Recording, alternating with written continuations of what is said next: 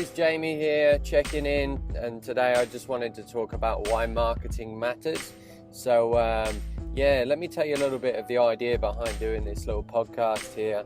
So I have a gap in my day of about 25 minutes where I'm driving to work, and you want to be as productive as possible. We have back-to-back appointments throughout the day. So one of the reasons why I wanted to do this one about why marketing matters is that it seems that I'm having this conversation more and more often with not just, people that we're working with or vendors that we're working with in real estate, but even friends in other industries, in the fitness industry or, anything that requires you to have a voice in the marketplace. So, marketing is it's the fundamental principle that gets you out there, and that can be the success of your business or equally the demise. Like, a lot of people don't understand that there's a lot of businesses which just are flawless. They're an amazing business, an amazing concept, but if they're not visible or not being heard, then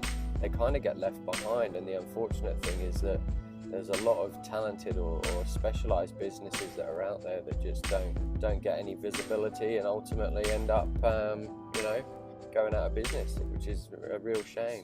So many different avenues for marketing, and people just get very confused, and it can be hard to make any decisions. So just a couple of points to get your head around. Like, not everybody is good at everything when it comes to marketing.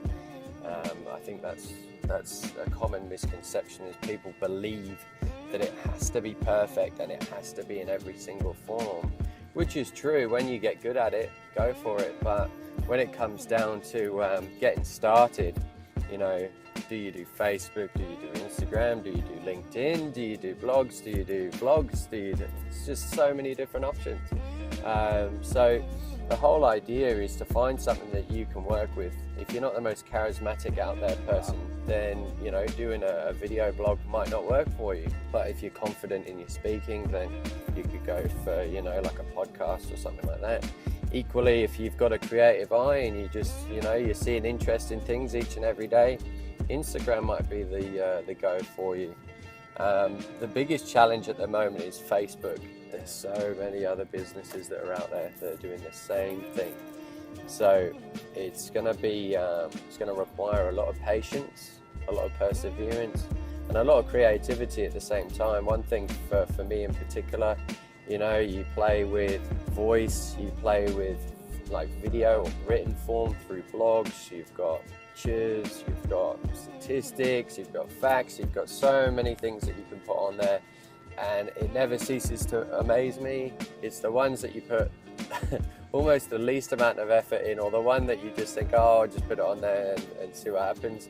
But there's just so much that goes into marketing, and one of the main reasons, as I said, to make sure that you're there is to make sure that you're visible and to put some effort into your marketing. If you're within a business which specializes or has a real niche in any sort of industry, that needs to be your point of difference. That needs to be what separates you from the pack. A personal trainer, or you're in a cafe, or you're a tradesman of some sort. Investing financially into some form of marketing, something that's worthwhile doing. It doesn't mean to say you need to go and spend thousands of dollars to be listed on Google or come up on Google AdWords at the top. It just means that if you've got yourself a leaflet and you've spent $150 on 200 leaflets or 500 leaflets or whatever it might be, why wouldn't you take those leaflets and deliver them into the local area? If you're a tradie or a personal trainer or whatever it might be, why wouldn't you want to directly reach 500 people in the local area to let them know that you're there? As I said, there's so many different businesses on Facebook, online, which can make it very difficult as a startup to be visible. And that's where, like traditional methods, and one thing I'll take from real estate, which is very, very important, and something which even for myself I took for granted initially, is that traditional forms of marketing are still very valuable methods. Social media isn't the only way. It backs you up on everything else, don't get me wrong, but putting out a leaflet that has your social media details as well as, a promotion that you might be running, that first point of contact, it's going to be invaluable that you can facilitate the process after you've reached out to them. Yeah, if you put out a leaflet but you've got no way to follow up with them, or you don't make it easy for them to make contact with you through a website or a Facebook page or whatever it might be, then you're going to lose that lead, or they're just going to give up because they can't find you.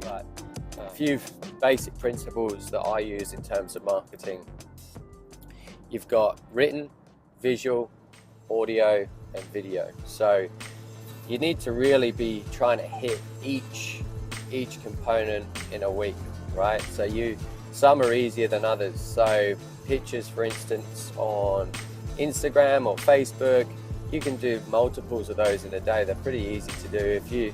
If you find through your job or through your work, you find yourself in some pretty good locations, or you might be working with people, you might even be doing a certain exercise, something like that.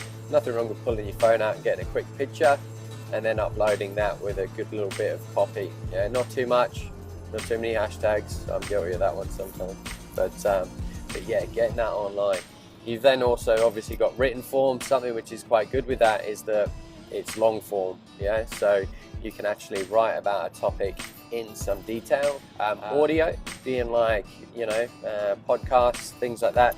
Something that's quite good is that you can you can just chuck your headphones in with a little bit of a microphone and just start talking, which is exactly what I'm doing right now. It's a great way. I think moving forward into the future, it's going to become a very big part of what we do, more so because through the likes of the Alexa skills or Google Home or whatever it might be, like even Hey Siri, using that is becoming a big part. I find myself on the way home after work, and rather than pulling out my phone or pulling over to make a phone call, I can just say, hey Siri, text so and so.